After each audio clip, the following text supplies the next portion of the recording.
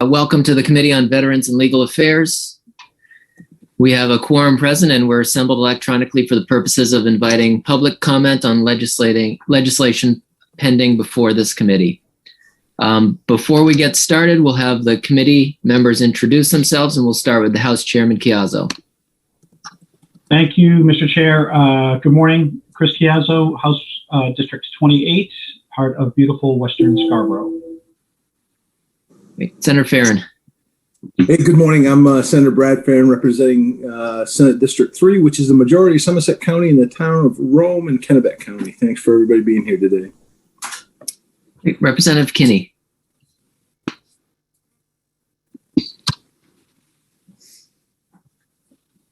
I think you said me because my internet seems to not be working, but I'm Representative Mary Ann Kinney. I represent House District 99, and it's 9 towns in Western Waldo County. It sometimes is a little spotty up in our corner of the State House, so. Representative Wood. To something else, but it's not, really? Not working great. Ah. Hi, I'm Barb Wood, and I represent House District 38, which is the western end of the peninsula in Portland. Okay, Representative Dolph. Good morning. Representative Joe Sandola from District 115, which is the Western Mountains of Roxbury, Rumford, Milton Township, excuse me, Woodstock, and Sumner. Representative McCrate. Good morning. I'm Jay McCrate, representing Harpswell, West Bath, and part of Brunswick in the House. Representative Riley. Hi, I'm Representative Riley. I represent part of Westbrook and House District 34. Representative Supika. Good morning. I am Laura Supika, and I represent District 126, a portion of Bangor. Great. And my name is Louis Lucchini. I represent most of Hancock County in the State Senate. So before we get started with the proceedings, yes, Representative Tuttle. Okay, I wanted to introduce myself if I could. Oh, sorry. I know. The boxes moved the whole time. I know. You're paying me back for old days, Louis. Representative John Tuttle, District 18, part of Sanford, mostly Sanford's east side. Mr. Chair, thank you. Yeah, apologies, Representative Tuttle. I just followed the boxes and it shifted midway through, so I had to just guess. You know what to say about payback, Louis. That's right. All right, so to begin, we'll just share a few pieces of information regarding the procedures for our electronic committee hearings. They're a bit different than our typical in-person hearings. So this meeting is currently being live streamed on the committee's YouTube channel.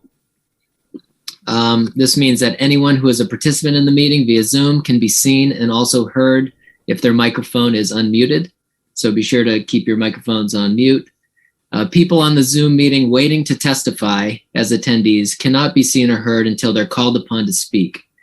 And just as an important note, as we upgrade you into the panel, it may look like you're being dropped for a second as we bring you up. It's a strange little glitch as we bring you into the meeting, so it'll look like you're being dropped, but once here, you'll join the panel. You'll have to unmute yourself and turn your camera on if you'd like. As another reminder, the audio for this meeting is being streamed online at the legislature's website as usual. And if you've submitted written testimony, it will be publicly posted on the legislature's website. So a reminder to all that this is a public hearing. We have 3 bills on our docket. It's our chance to hear, as legislators, to hear from the public on pending legislation. If committee members would like to ask a clarifying question, please raise your virtual hand, and I will call on you as we go. For the bills today, we'll begin with the sponsors, followed by those who registered to testify today. And we're going to do our best, to the best of our ability, sort those by the people who testify in favor, followed by those in opposition, and lastly, those who are neither for nor against. For members of the public, when you're called upon, please remember to state your name, your place of residence, and the organization you represent, if any. Only remarks on the legislation before us are considered to be in order. Anything else is considered out of order. And just a reminder that testimony is limited to 3 minutes, so please tailor your remarks accordingly. I forgot to introduce our committee staff. So we have Karen Montel as our committee clerk, and we have Sam Prower as our OPLA analyst for this topic area. And I'll just note that Sam sent out an email this morning about the new testimony setup. So it's a bit easier than having to search through your email for people's names. You can, if you check your email, Sam sent the webpage where testimony can be found there. Is there anything else you want to add to that, Sam? Or no, nothing else to add, but just that if anyone has any issues with it, either accessing the documents, the formatting, or just the webpage not working correctly, please be sure to let us know, because this is new and we're just trying to work out all the kinks. Great, thank you. So with that, we will begin the first hearing, and just so that members of the public are aware, the order we will be following today is, let's see, we're going to begin with LD 353, an act to establish medical marijuana cooperatives. The second bill on the agenda will be LD 301, an act regarding adult use marijuana. And the third bill will be LD 421, an act to increase the number of plants a medical marijuana caregiver may cultivate. Oh, sorry. I think I said that wrong, actually. But no, that is right. Yeah, that's the order we'll go. And so I will open the public hearing on LD 353 and recognize Representative Warren. Welcome. Thank you, Senator. Good morning. Senator Lucchini, Representative Chiazzo, and distinguished members of the Veterans and Legal Affairs Committee. My name is Charlotte Warren, and I represent the city of Hollowell and the towns of Manchester and West Gardner in the House. I'm here today to present LD 353, an act to establish medical marijuana cooperatives. I'm honored to sponsor this bill on behalf of Maine's medical caregiver community and their continuing efforts to sustain what has been characterized by many as one of the best medical cannabis markets in the country. Medical marijuana sales in Maine reached $226 million from January through October of 2020, according to state sales tax data. According to the Portland Press Herald, that makes cannabis the state's biggest cash crop, netting revenues worth more than other leading farm products such as potatoes, milk, and blueberries. Medicinal cannabis farmers have become a key player in our state's agricultural industry. However, that economic success story has not been realized without great effort by our cannabis cultivators. Developing a business within this industry presents a unique set of challenges. The medical cannabis industry does not have access to basic financial resources and benefits afforded other mainstream business entities.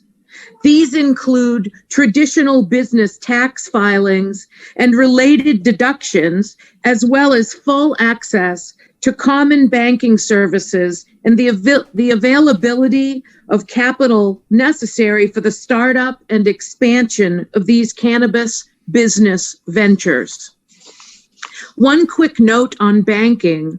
While Main Street banks have largely failed to meet the financial needs of our medicinal marijuana market, it is the financial cooperatives, institutions we more commonly label as credit unions, that have stepped up to meet the fiscal needs of the cannabis community. Given these fiscal realities, it remains a testament to the ingenuity and sacrifice of the medical marijuana business owners that they have provided this state with over $250,000 of sales revenue within an economic deck stacked against them. My hope is that LD 353 will help level the playing field for them so that they can realize the full potential of their industry.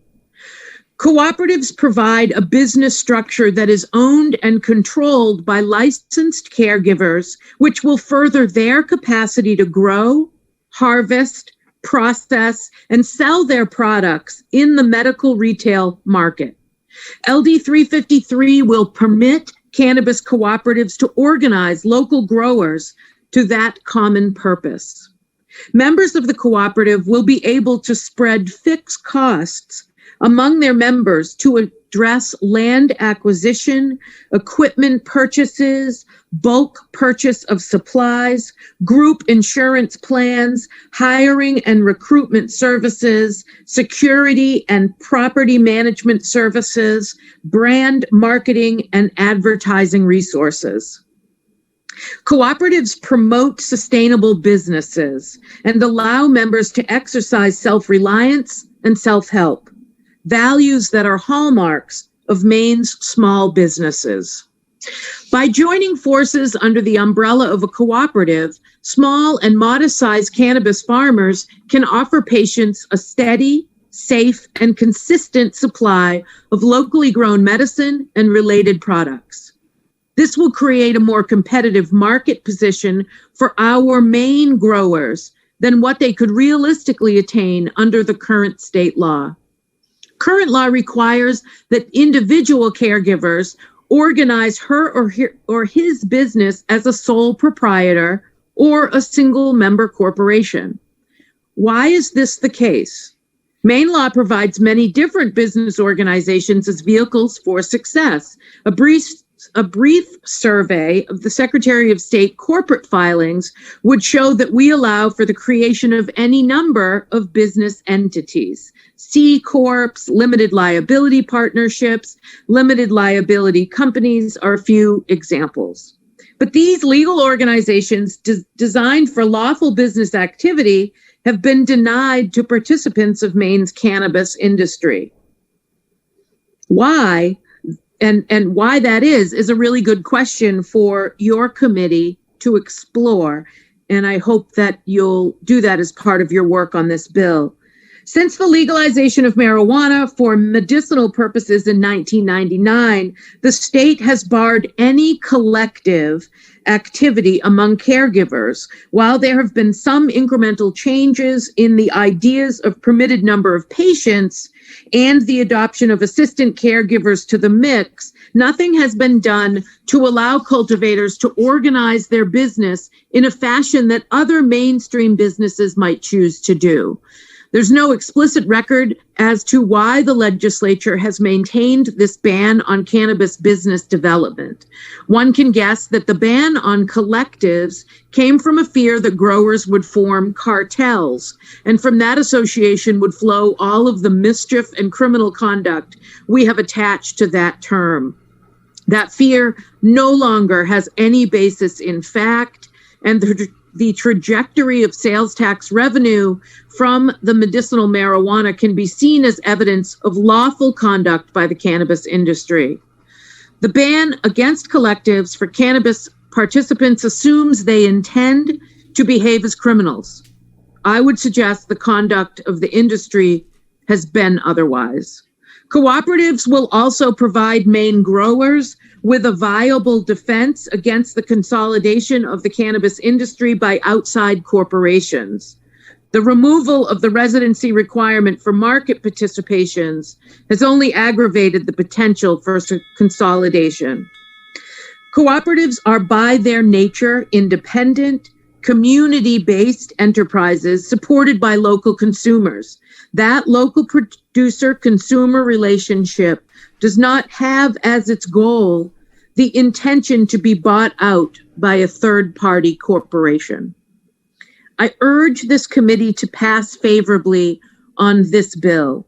We have found a path to allow cooperatives to be created to further the economic interest of lobstering, of aquaculture, and food production, and we should do the same here. I thank you for the opportunity to present on this business's behalf to organize their participant to pursue their economic goals. And I'm happy to answer any questions you have, but I will say I am by far not the expert. There will be lots of experts after me. But thank you again for the opportunity. Thank you, Representative Warren. Any questions from members of the committee for the bill's sponsor? Representative McCray. Thank you, Mr. Chair. Thank you, Representative Warren. Thank you. This was originally a concept draft. Is there a language to accompany your testimony? Thank you very much. I meant to say that at the beginning. Yes, we have submitted, there is a full bill, and I sent it to Mr. Prower, so he has it. And it's attached to my testimony, or should be attached to my testimony. So yes, thank you for that question. If I also might add, excuse me, I had a mistake in my written testimony that you likely heard me correct as I presented it. I had written in my testimony that the amount was $220.8 million. By the medical marijuana sales. It's actually 226 million. So just to make that correction in my testimony, thank you. Could I ask a follow-up? Yes. Thank you. I heard you that others will follow you, so you can certainly defer. I'm curious, I'm no expert on this topic, but wondering if there's a size for how large a cooperative could be. That's just a question I have. And I appreciate your mentioning aquaculture and lobster, because those were industries occurring to me as you were presenting your testimony. Thank you. Great. Thank you, Representative. I do not have any thoughts on how large these cooperatives could be allowed to be. I think that's a great part of your deliberations here as a committee, and the folks after me that are actually the real experts on this might have some thoughts about that. They might have some examples to offer you. I think that's a great question to consider. Thank you. Any other questions from members of the committee? Seeing none, thank you, Representative Warren. Thank Good luck with your committee today. Thank you so much. Great. And seeing no other co-sponsors, we will move to the public testimony portion of the hearing. Again, just a reminder, when you're called upon, please state your name, your place of residence, and the organization you represent. When we bring you in, it will look like you're dropped for a second, but just hang with it and we'll pop you into the meeting.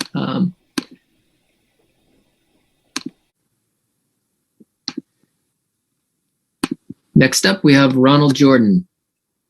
And Ronald will be followed by Steve Rule and Susan Meehan. So, Mr. Jordan, you have the floor. Hi, yes. I don't know if I'm broadcasting. I guess I am. We can hear you, but not see you. Just so okay, you know. just a sec here. Let's start video. There we go.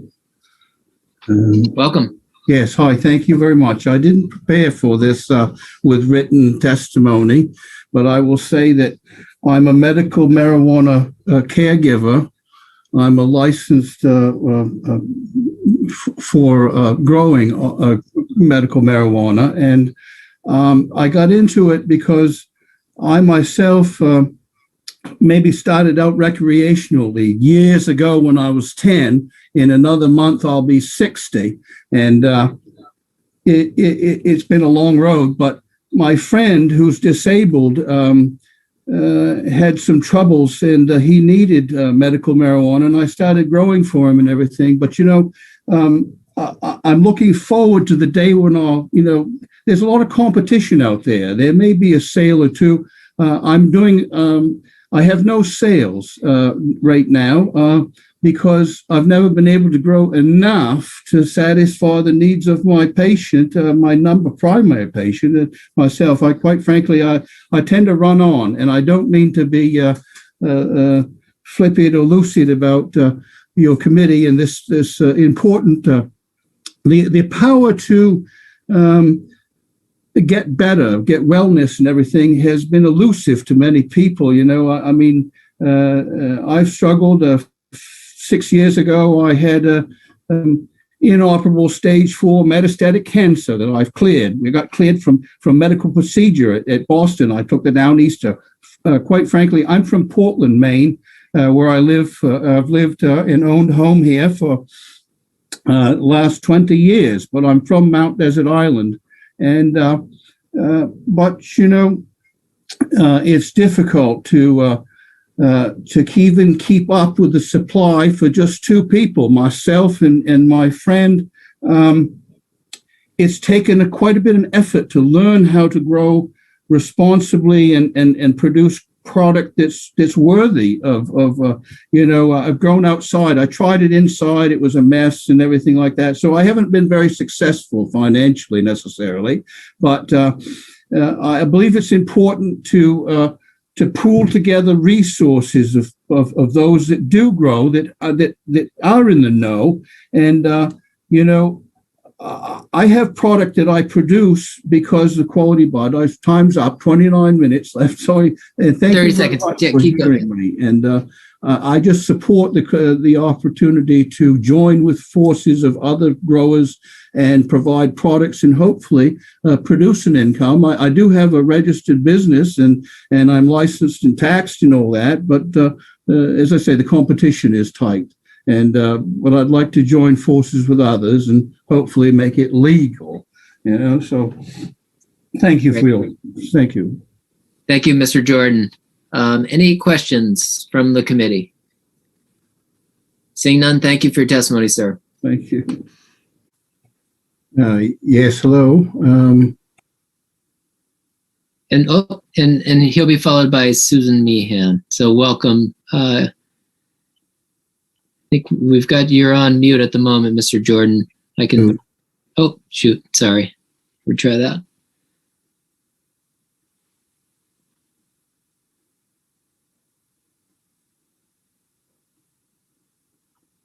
Oh, Mr.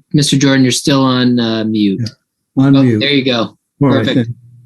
Yeah. So thank you it's all electronic challenge. We've all been challenged by the pandemic, but we had an epidemic beforehand. We were all dealing with the opioids and everything and tried to treat that. And it's been, I was part of the movement that went around petitioning to try to get the end of prohibition here in Portland. We had the ordinance to sort of allow recreational cannabis and everything. But, I turned into a caregiver. I spoke before, but the number of plants, you see, specifically 30,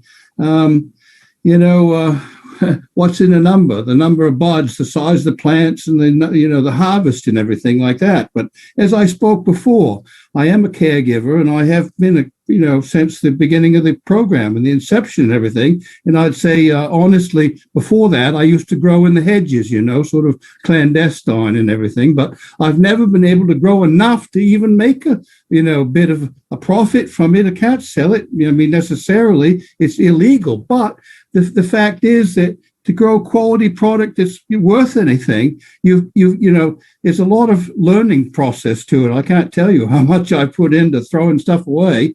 But when it came down to trying to, it's genetics. You get the seeds and you sprout them just in time, and you can grow. But you lose. It depends on the quality of the seeds or what you're starting with, and whether you have clones or whether they survive or how long. If you try indoor, you've got all these other problems and greenhouses and all that. But if you have outdoor, so the number of plants does make a difference, and being able to store and harvest and sort, and it's an industry, it's a business that ought to be promoted, like lobstering and blueberries and potatoing, vacation land. But the number of plants matters, and we ought to be able to have more plants. I used to have to register myself and my disabled friend, who's not able to really help with the grow, but in order to really grow out the space to get the 60 plants, I had to buy 2 licenses back when it was, before I can't tell you how many of these cards that I have, but, I've, as far as my business, I don't have, the sales business is not that end of it I'm interested in. So thank you very much. I think it ought to be 60 plants, and that's all I have to say, I guess. Thank you for your time and everything. It's quite an effort to go before public, see? Yeah. Thank you all. Well, thank you, Mr. Jordan, for testifying again. Any questions? Seeing none, thank you for participating today. Thank you. Right. Bring you in to provide testimony. Hello. Ronald, how are you? Fine, thank you. I guess I'm broadcasting now, and I even put a suit on for you, but it's not the first time I've had to deal with the Department of Human Services. Health engineering, it used to be called, and I suppose that's what OMP is interested in, is the engineering of the health and well-being of the people that are in the cannabis community and medical cannabis community at that. My first dealings with Department of Human Services and health engineering started as a young man when I was looking after the public water system, which was actually run by a private company, which I was superintendent of, the Seal Harbor Water Company. And we were faced with the Clean Drinking Water Act. The federal government, Federal Register, produced regulations in regards to how, especially the surface water treatment rule, how surface water would be used for public drinking purposes. And you need to, in order to comply with the new regulations that were produced, everybody scrambled. You see, you had a certain window of opportunity to, if you wanted to build a filtration plant, well, go ahead. You're welcome to and spend the money and go ahead. And some towns had to do that. And some places applied for exemptions to the rules and the surface water treatment regulations. And you had to prove disinfection standards, And a lot of the story that I went through applies to the medical cannabis use and the way the program should operate more on behalf of the patients rather than the opportunity of the state to fulfill its obligation to the community of, the drinking water standards. What I went through cost the state a great piece of money as a private company. Well, we had to go to the legislature and form a quasi-municipal water district, which took over the operation. And we spent a lot of money in engineering and processes and everything. And so, but the rules, applying that you're trying to apply to the medical community, it's not the same. You see, we do have an opiate problem. We've had medical access issues where the state has denied access to any kind of public health care it's been going on for a long time. People with opiate problems got sent to methadone clinics and denied the actual more life-saving medicated assisted treatment of Suboxone. And come to find out, marijuana all this time had such benefits, but how we're going to keep it cheap for the people that really need it. I see I'm out of time and I got a lot to say, and I'm going to try to write down something and put it on paper, but the rules specifically regarding the computerization and the electronic reporting seed to sale, they need to be remodified and relooked at, because as a caregiver, as I am, I can't be expected to pay, it's not about the money for me. It's about the research and the medicine, the benefit to people. And let's say my grow is more connected with a family need rather than the sale or enrichment and all that. So for the government to come in at the state level and say, well, you've got to count every seed, I'd send you a picture of the seedlings and then how they came out, I guess. I don't know, but seems kind of ridiculous. I probably have to get out of it, but I guess my time's up. No, yeah. Thank you for joining us, and thank you for providing that testimony, Ronald. We do appreciate it. Any questions?